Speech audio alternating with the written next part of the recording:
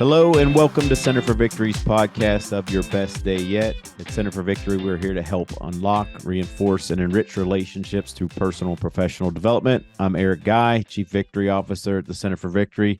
With me, back by popular demand, is Dr. Marissa Host. Not a doctor. She acts You're like giving one. me in trouble for saying that. Yeah, she plays one on TV, but she'll give her background again because it's important. It's very important because of this topic and what you're going to, some of the advice that you give. And I think you have great advice. Just an interesting side note for anybody. When we met through your husband, who's a great friend of mine. But there are very few people I've ever met in all my years on planet Earth that want to geek out with the stuff we're going to talk about like you do. When you started, like I thought you were messing with me actually at first. I'm like, do you really want to talk about this? Because most people don't. But welcome back. It's great to have you again. Before we get started on what we're going to talk about today, which is fantastic, what we're going to talk about today is a topic we're going to call that survival of the most loving. And we're going to go through some things. But Marissa, just tell us again your background and what you kind of bring to the table, because you've had an interesting career up to this point. Yes. Thank you for having me again. So my name is Marissa.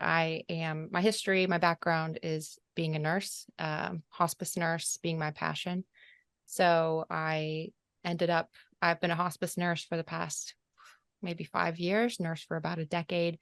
And I, like Eric, like to geek out about this stuff. I've had a lot of experience with, death and the end of life.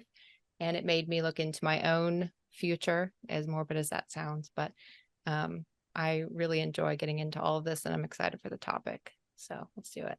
Okay, so what we're going to talk about today, folks, and it's just a continuation. If you've caught Marissa and I previously, we dove into a little bit of the research, especially by Dr. Bruce Lipton, which I was fascinated again that she actually knew what I was talking about when we first met, because most people aren't aware of this, but I've used that in my research with all kind of things. We talk about personal, professional development. I've used it to help people in their personal life. I use it to help them in their professional life. And really this whole understanding where he's coming from, or the research that he's done up until this point, and he continues to do so, but really survival of the most loving. And really, I think we probably need to start by understanding the survival mechanisms. Most of us have been, Marissa, inundated with the whole idea of Darwin and survival of the fittest, right? Mm-hmm. Yep. Which we've kind of bought into that. Mm-hmm. Yes, we have. Right? Our society has. Yes. And you're exactly right. We lump ourselves in with animals in a way that we shouldn't in this way. Animals, it's survival of the fittest because they're fighting for sustenance. They're fighting for necessary things, food, water. We as humans fight over unnecessary things for the most part, material things. So we are not inundated to be violent. We have become violent in a lot of ways, but that is not how we were designed. So we are not designed, and I know the answer to this, but just for people listening, we're not designed to be violent. Mm-hmm. What are we designed to be? We are designed to cooperate. Okay. Not in the way that you would think. Cooperate. Okay. So we're going to say that word a couple times throughout this podcast. And cooperation and love is how we're designed to operate. And most of what brings that out, right? That whole survival of the fittest and its implications are, we just go and get more stuff, more resources, and then of course these are what wars have brought on. It's just more and more and more and more. So you're saying we don't need to do that. Well, I'm saying it too, but I'm getting your advice here for folks. But we're saying that we don't need to do those kinds of things, that we'd be much better off looking at, really, we're designed to be not in fear, in chaos, in violence all the time, in anger all the time. We're actually meant to be, as Bruce, Dr. Lipton said, we're meant to be these radiating beings of love. Mm-hmm. Yes, exactly. Yep. So he discusses love over fear, and we can live cooperating with each other. And openness means so many things, and we're going to dive into it. But just being loving to the world and having people express love to us, which is a lot to learn for a lot of us. It doesn't come easily. It doesn't happen naturally or subconsciously, as we'll go into as well. But we need to make a conscious effort to be more loving and learn that what that means in our life. So, yeah. And so we're going to talk about this concept, and I'll ask you to break it down for us. It's just this concept of epigenetics, right? Sure. Or gene activity. So break that down for me, like you've talked to me before. Like, we're just kind of sitting around the fire and we're just having this great geeked out conversation about cell activity. So tell me in conjunction with what we just talked about. Yes. So epigenetics, and Dr. Bruce Lipton goes into this a good bit. And so my takeaway from that is we have a set of genes, and a lot of us live our lives according to what our genes, oh, well, my dad was angry, so I have an anger problem, or, my mom was overweight, therefore I'm overweight, or say whatever. But in fact, we have the ability to control the perceptions of our mind and therefore control our cells who react. So we perceive the world, that goes into our cells, who then perceive, are we in danger? Are we safe? And then they react accordingly. So those things can override genes. It's very common. And this is just a big word for it, epigenetics. So rising above your gene expression, above, rising above your gene expression. And so, yes, so we can basically override the genes by controlling the cells down to that basic tiny cell. We have the ability to alter the mechanisms of our body. Now, how do we do that? Like, how can we kind of reverse that? So it takes a conscious effort. And, we talk about consciousness and subconsciousness. And our subconscious mind is what we learned in childhood. It's what we downloaded. It's what we viewed. And our conscious mind is a small amount that we can control. Like, I'm in the here and now. This is how I respond, not my knee-jerk reaction. Again, if I had an angry father, I'm not reacting in anger. My conscious mind is saying, I'm going to respond this way. And so we need to access that and change that thinking from, we need to be conscious about changing our thinking and what we perceive, and realize that for the most part, we are not in a threat. I need to look around my surroundings, observe that I am not being attacked by a saber-toothed tiger, tell that to my body. It will then tell the cell that we don't have to react by being in this survival mode, this fight or flight response. And so just, we talk about positive thinking, positive affirmations, all of those things, but also just looking around, I'm safe here. Why am I anxious? And why is my body acting anxious? It's because I've convinced it, I've perceived that I am in danger, and therefore my cells react. Yeah. So it comes down to perception. So we have to change our perception with that. And, that's one of we're already starting to talk right now about that, is just changing your paradigm around, is it really survival of the fittest? Because if you believe that, right, your perception, then your cells are going to react accordingly, correct? That's what you're saying. Yeah. If we flip that script and said, hey, look, this is survival of the most loving, then what would you do? But you're also saying, not only if we perceived it differently, and actions would change, our cells would react to that too.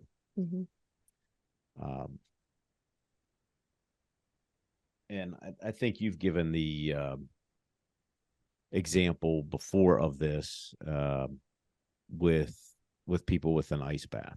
Mm-hmm. Like, so that sounds like crazy. No, I've done it. I mean, I go It's a and do, craze. yeah. And I enjoy, I don't do the bath. I do the cryo chambers, which are like, it's like, I don't want to do this. I don't want to do this. And when I'm done, I'm like, wow, I feel great. Yeah. But you really have to get your mind wrapped around that. Yeah. Right. Yeah. So yes, that's the big craze right now, the ice baths, which are great. I'm not against them. They're fantastic. But that kind of puts it in perspective how people have the ability to put themselves in a scenario where the knee-jerk reaction would be to freeze up, panic, anxious. But these people have trained their minds, made a conscious effort to deep breathe, to change their mindset, and their bodies are able to sit in there for really long amounts of time, where people would otherwise go into getting frostbite. They can control their body that much to where they are able to sit in that ice cold water for long periods of time. That's just an example, a very small example of what we are capable of as human beings in controlling our thought life, our mindset, and how that controls our body, and not the other way around. We're not driven by our bodies. We have the ability to control, and regulate our bodies, and it's a really, really beautiful thing that we can do. So I'm going to put this back on you in a form of a question, because you're a new mother. Yes. So with this perception, now, one, did you have to change your perception from what you were kind of embedded with young? No. And then I know the answer to this, but you've changed that. But how does that impact? How do you think that impacts your young daughter, who actually just turned 1 year old? Yeah, she did. So I would say it definitely has altered my raising her and having to make conscious decisions, even how I react. My initial reaction sometimes with her can be one way that it's like, oh, I don't want that to be the way that I am with her. And I don't want her to download that. Until the age of 6, I think we discussed, children are downloading. They don't have their ability to say, this is the right way to react, this is the wrong way to react. They're downloading the way that you react. And so learning that, and learning that I have the conscious ability to change for generations, my daughter's life, has made me more conscious of, my reactions, how I speak to her, how I speak to myself, how I speak to my husband. It's really changed our family. And I know it will change hers in the future, because again, we download until the age of 6 and further after that, but it has definitely changed our life. And we look at things totally different now. We don't just knee-jerk reaction to everything. It's like, okay, now how should I respond? And then that will eventually become how you respond. You change your subconscious mind through your conscious decisions. Yeah. And it's you have to practice that, continue to override. Exactly. You spoke about cooperation a little bit, and into kind of Bruce Lipton's perspective on the significance of love in human evolution. Mm-hmm. Okay. And so, did I give you enough information, or should I just shut up? No, Do you have enough to answer that? Yes, I understand Okay. what you're asking. Okay. So go ahead, because I don't want to answer it. Like, this is No. so those of you that are listening or watching here, this is how when Marissa and I get together, this is the stuff we talk about. So it goes back and forth. So for a moment there, I almost forgot that we were recording a podcast. And I just talking to you again, because we just started talking about kids. But go ahead. Yeah. So yeah, he mentioned Dr. Lipton talking about love and human evolution. And there are, again, we talked about survival of the fittest, where in fact there are many, many tribes and communities who thrive off of harmony and cooperation with each other, and also with their environment. We're all connected. And so you have these beautiful Indian, African tribes, and I'm missing so many. So they're out there. I don't have them all listed, but they work with each other. They work with the weather, even, and how they farm and how they gather, and they work with difficult situations, and they benefit off of those. You know, they've learned to work in harmony with each other. Again, that cooperation, they work in harmony in conjunction with each other. They're not fighting against the hot days. They're not fighting against the rain. You know, that's silly to even consider. You can't even you can't control that. They're working with it, with the seasons. It's more of a flow, and we've talked about that flow before, rather than being so rigid and just protective of ourselves. We just it's an openness. We're interconnected in so many ways with nature, with each other. And so people have been able to do that so beautifully, and it's proven to be beneficial for them. And so their openness in their life, rather than being against, again, like I said, the elements and stuff. So yes, openness, that's what we were working about. With that tribulation, everything like that, just being open to it, open to one another. It really is impactful of how you think that programming comes in. I can't remember what tribe it is, but I remember, this has been years ago that I read this, that, you think about our society where it's just, unfortunately nowadays we run to the hospital to have a child, and, we're especially in the United States, we're keeping children alive, right? At a much greater percentage rate than we did years ago. But I'm not talking about that. I'm talking about after that. We get, mom's stressed, dad's stressed. We get home, and then it's like, what are we supposed to do? Because now both parents are working. So everybody's kind of stressed out. We take these little kids are going to daycare where the environment is crazy stress, dysregulation all over the place. And I'm not saying anything negative about the people necessarily that are working there, but that's difficult. I mean, yes, I've raised two. What it's like just to have one around. Can you imagine having 8, 10, or 12 around that you don't have really any connection to, and you can't hold all of them at the same time? Right. What would, one of the tribes that I was reading about years ago, I mean, they take, and I'm going back to, perception, being young, the first things that are going through, a young baby's head, this tribe, they hold that child for 6 months. Like, it's not put down. So somebody in the family, tribe, whatever, and the first thing they put that child down into is holy water. I mean, that's beautiful. That's a huge program shift from what we're doing. And we think we're like advanced, but that is like super advanced when you think about that.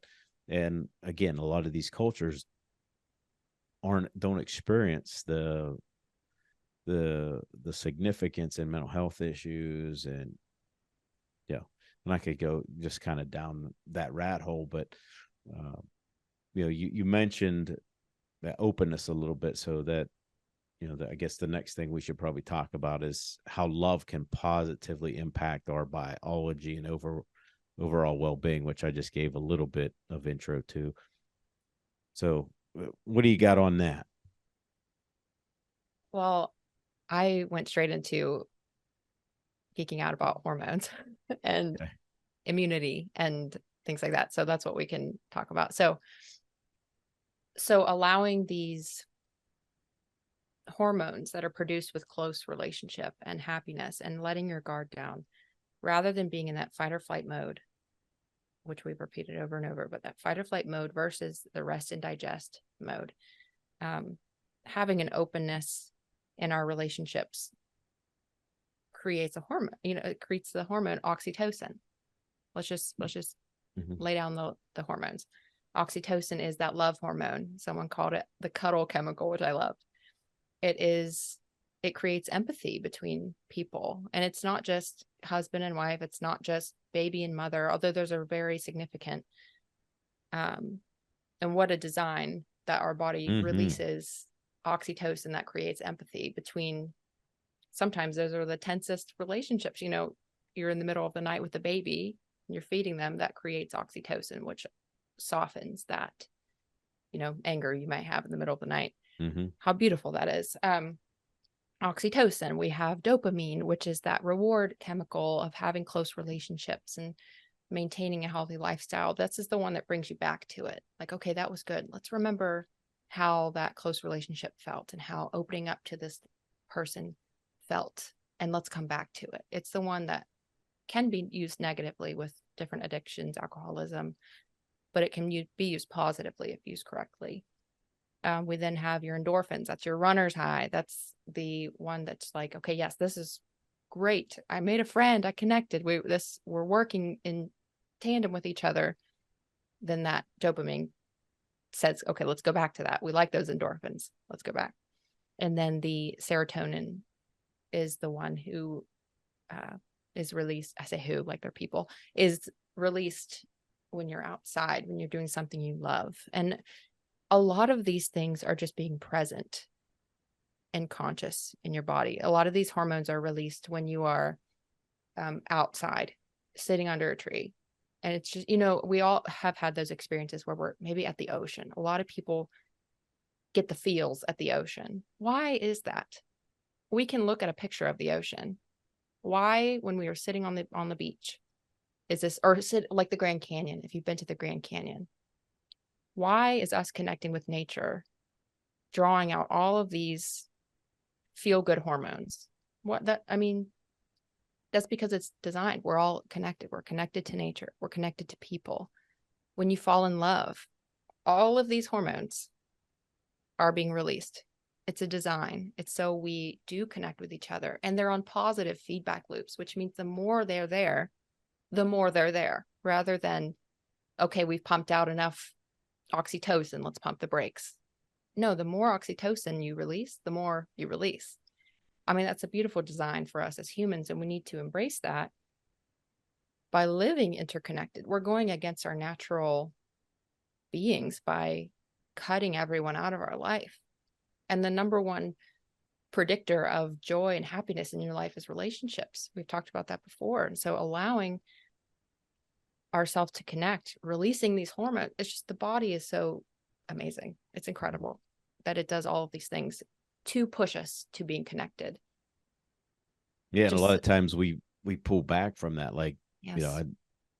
One of the things that, of course, my wife Tammy and I do is, we're big huggers with one another, mm-hmm. because just a good 10-second hug, a good hug, there's a difference. Yeah, it can really up that oxytocin and lower that cortisol, especially if it's done first thing in the morning. And sometimes people wake up and they're just like, bang, you're just, and typically for most people, I believe, that's when cortisol tends to be high anyhow, is first thing in the morning. So, getting a good hug, or even doing that for your kids. Think about how stressed. I can't imagine going through school now. Cannot imagine.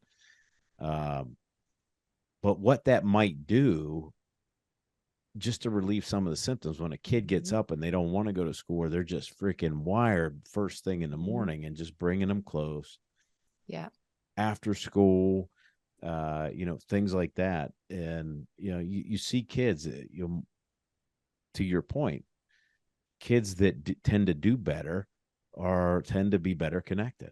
Exactly. Either with their family, their community, parents, grandparents, brothers, sisters.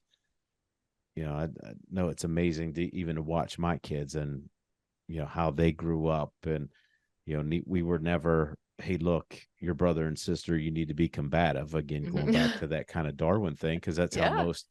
And, it's funny, even last weekend, somebody approached Tammy and I and said, hey, look, I just want to ask you a question. We see your kids, which are, my kids are 23 and 21 right now. Like, how did they like each other? Was it always been like that? And yeah, I remember holding Faith when Josiah went to kindergarten. Oh. She was bawling. Oh. I mean, my heart broke that day. And I'm like, oh my goodness, this is, because, she didn't want him to leave. I mean, they were there, but I mean, you could see even when they're together, right, that those chemicals are definitely, the stress gets lower. Yeah. I can just be around them in the same room. I don't have to be engaged in their conversation, and I start to feel better. Yeah. And Just you've fostered that in them. You and Tammy paved the way for that connection between them. And we have that ability for our children as well, and for others in our life. Your children are inspiring other adults and children and families, and how beautiful, just like one family catches on that, okay, connection, not just one, there are many, but you specifically connecting and fostering that in your children rather than pushing them away when they're being rambunctious or whatever, whatever, hyperactive, whatever. You pull them close. You teach them that, oh no, we pull each other close, and look, it's paid off. You can see the fruit of all of that conscious effort that you had to put in, because I know that you are not you I know that you in the past maybe were a little bit angry. And yeah, your initial response is probably not the one that you gave with your children. You had to make a conscious decision. I'm going to react in this way and change my family for the better. yeah. I think not only did I believe in survival of the fittest, it was kind of bred. Yeah. And so maybe nobody actually said survival of the fittest, but I mean that was kind of That's the programming. But that leads me to my next point. We were talking about all that biology. Obviously, when we're talking about all these things, there's you know there's an evolutionary advantage to being in love and not being, hey, just in survival. um do you want to go into a little bit of that? And I know we have some examples, like even in business, because we've been talking a lot about personal too. But I would say, so when I think of evolutionary advantage, all of these hormones benefit our immunity, and all of the regulating yourself benefits your body and allows you to not just survive but thrive. We're not called to just survive and be in self-preservation mode. We can thrive. And so making these decisions, it's all interconnected, so it's hard to start from like A, B, C, D. These hormones bring down inflammation in your body, which allows your body to focus. I mean, inflammation like physically, or that fight or flight. It right. brings down inflammation, allows your body to focus on healing and wholeness and things that typically aren't able to be focused on because we're running, we're in our business, we're panicking. So when we allow our body to rest and heal, that's when our immunity goes up. That's when, oh, actually, I don't get sick. I haven't been sick in a long time. That's when, if we're taking care of our body physically, we're eating well, we're exercising, we are putting in these practices of being open and interconnected, which are this, when we're loving, I would say love is just as important as eating, drinking water, exercising. It's just as beneficial to our body as those things in the area of immunity, health. And so we live in such a closed off society. We're all sick. Yeah. Everybody, chronic disease through the roof, acute disease through the roof. So connecting all those things and realizing, oh, maybe we should like help each other and love each other and not be so closed off. How can I contribute to that by being friendly to somebody and connecting with them and being vulnerable? But, evolution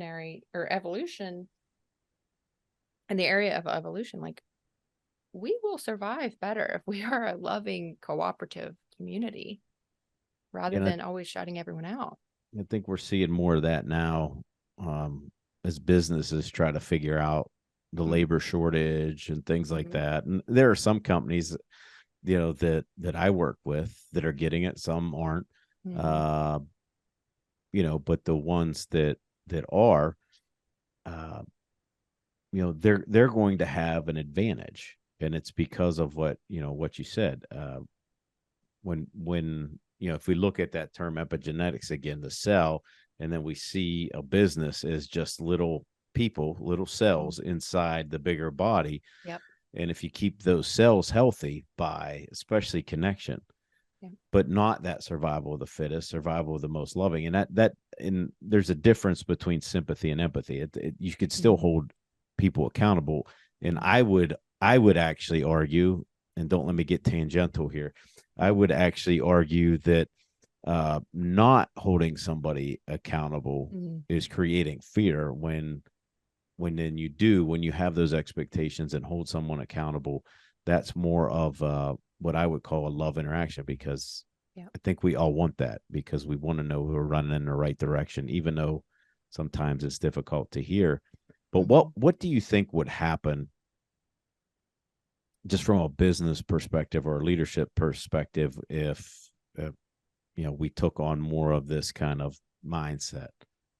Oh, I mean, you can imagine you have this, just have a fictitious business here, a CEO who is self-preserving, closed off in his day-to-day, working hard, in his own mind, he's doing what's best for the business. Subconscious mind, he's doing it. But his employees are neglected. Because if you're running from a saber-toothed tiger and you're in this mode, you're not going to want to talk about spreadsheets, like, I need help with spreadsheets. I'm sorry, I'm busy. So that you're breaking down connection there with your employees. And then therefore your employees are going to be self-preserving, and they're not going to serve your vision, and they're not going to run alongside you. Everyone's running for their lives. They're not running together in the same direction. It's everyone's scattered, and I mean, there's no vision there. Everyone's running in a different direction. But if you as maybe the CEO, I don't know who would be listening, but take on a more connected approach, your employees are going to feel safe to come to you. You're going to feel safe to go to your employees, because those walls have come down. You're more vulnerable with them. They have great ideas. They have talents that you don't have. And you vice versa. You have great ideas and talents that they don't have. So rather than everybody trying to do this on their own, let's work together. Let's draw out each other's talents and acknowledge them. Let's realize that everyone has faults or areas that they're not. I wouldn't even call them faults, just areas where we're not great. We're all different.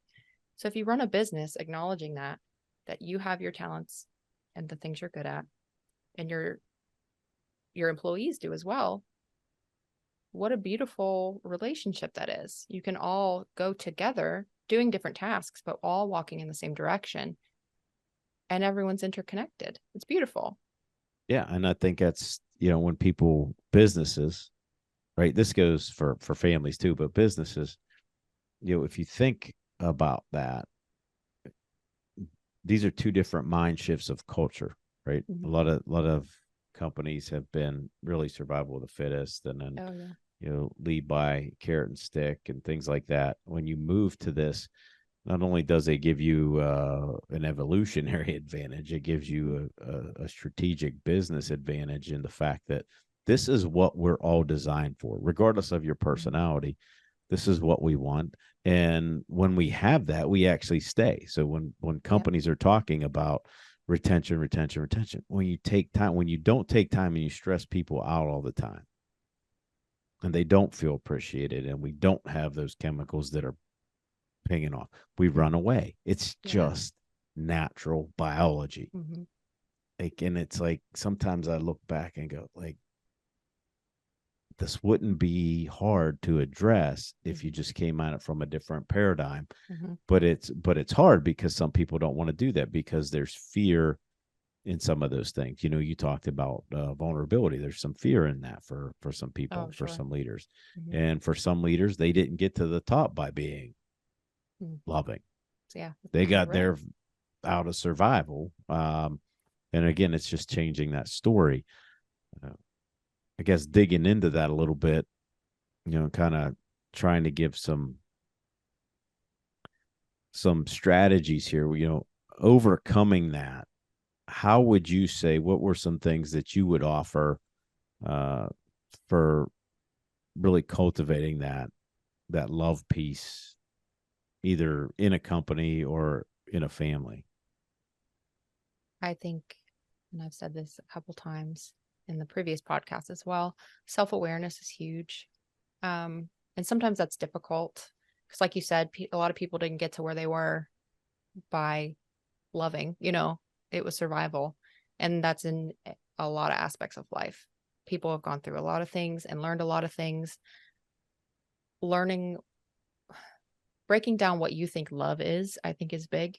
What you were taught love is, and deciding if that's what you want to carry it forward, or if that's the love that you want to carry forward in your family, in your business.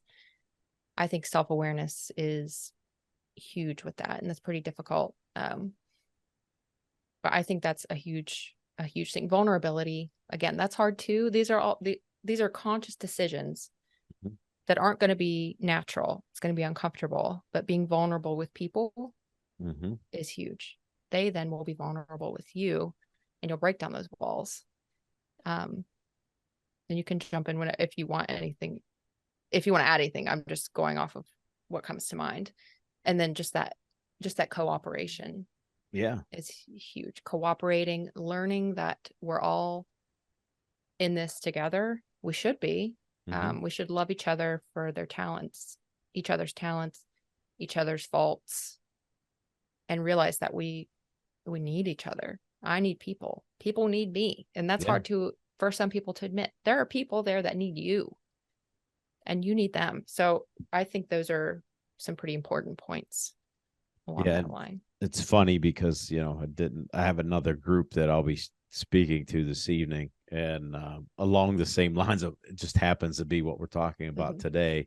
I don't think there's a coincidence to this, but I just got I have a short list for the group tonight, and just to cut a new groove in that. Like, how do you change your paradigm?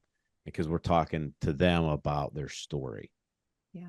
Like, you got to change the story. And that's what this is all. That's what we've been talking about. You change the story from, stop believing it's survival of the fittest and it's just my genes and I can't change anything, to, hey, it's survival of the most loving. And if that's the case and my genes can change, how do I change my perception? Yep.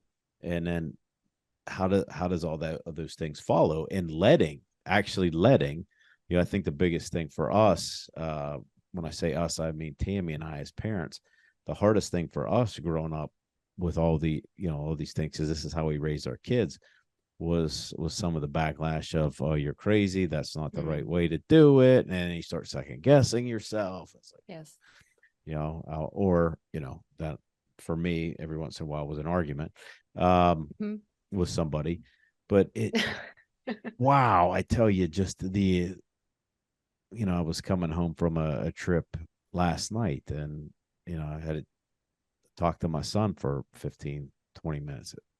Great conversation. And my daughter's off today. It's summer now, but she's off from her school duties. But just called her and checked in real quick during lunch today. It was great.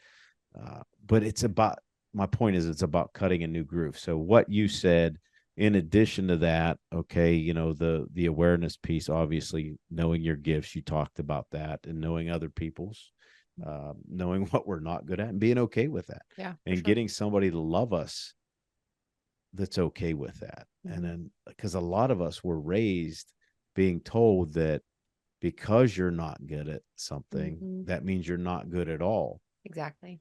And unfortunately, that's the message. And I always laugh now because whenever I'm doing most of my lectures, I always say, all the stuff that I used to get yelled for and in trouble for is what I get paid for today. Right. Like, it is my living. And it's like, wow, that's crazy. Yeah. And it's like, wow, if I only knew that and somebody had cultivated that. So, and then the second question, I don't know if you said this yet, Marissa, but really for people, like, as a tactic, and you might have something to add to this, is love at the foundation of your story. So, that would be another way to change that groove. If it's not, change it, right? Figure out, go through it. It's tough sometimes. With that in mind, do something and act on it in abundance.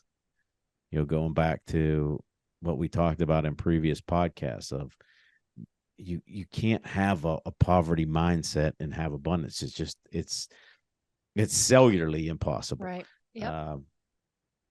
and watch your thoughts, watch that story. How do you change it? Just be careful. You talked about presence, right? And it is good to actually get out in nature and do this and slow down your thoughts, slow down your breathing, because what you think about, you bring about. uh, choose that piece. We always say, choose that piece to expand and grow, not to survive and constrict. Yes. And then maintain, what are you focused on? And I hope people that would listen to this, if you don't believe it, listen to it again. Yep. Right. Focus on your survival of being most loving, because we should, it really should be, thriving Exactly. of the most loving. So yeah, instead of just survival, because when you have that survival and you are most loving, you're putting that out there, you're really thriving in your environment. So anything else you would add? Honestly, I think you covered everything that I would. No, Okay, I it's great. tried to get both of our points in there with those things. Yeah. And of course, coming back to your point, which is key, is that vulnerability piece. Uh, and you mentioned something to me before. I guess maybe one last thing to throw in there was that symbiosis, right? Yeah. Just a fancy word for what? A symbiotic relationship. Okay. Oh, Right. which is another word for cooperation. Yeah. Okay. So, which is good. I mean, leaning on others, Yeah. and we really need that nowadays. Imagine if we could just be, that's what I would leave everybody with, is just imagine what could happen if we just acted 10% more loving, Yeah. more open, more present to one another. If we gave, one of our loved ones an extra hug or two, A it's long hug, amazing. not a side hug. Yeah, not These no are side real hugs. Yeah, hugs. right. Some real hugs. That's that's right. It's funny when you say that. I just one more story, because my wife and I have been getting ready to go to the Grand Canyon together to make that hike, which is 25 miles. So we've been walking a lot, and we did 6 miles this morning. And I always laugh because we've been together for that whole time. We go there, in that park together. We're there together for like whatever that is, that hour and a half. Mhm. And before we leave, because we go our separate ways after that, we still gave each other a hug.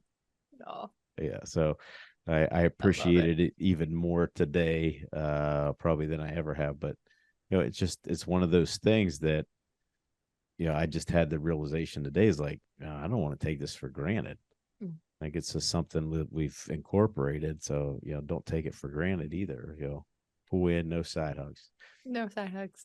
So that's good to end on it, unless you have anything else, Marissa. Nope, I'm great. All right. Well, thanks for coming back. Always appreciate your advice. Um, and all that you do here for us is amazing.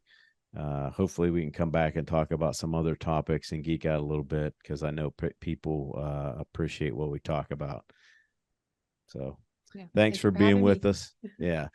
Thanks for watching and listening. Make sure you hit that subscribe button, please, so you can get notified the next time we post. For more information, you can go to our website at centerforvictory.com. And remember, wherever you're at, whatever you're doing, make this your best day yet. We'll see you next time.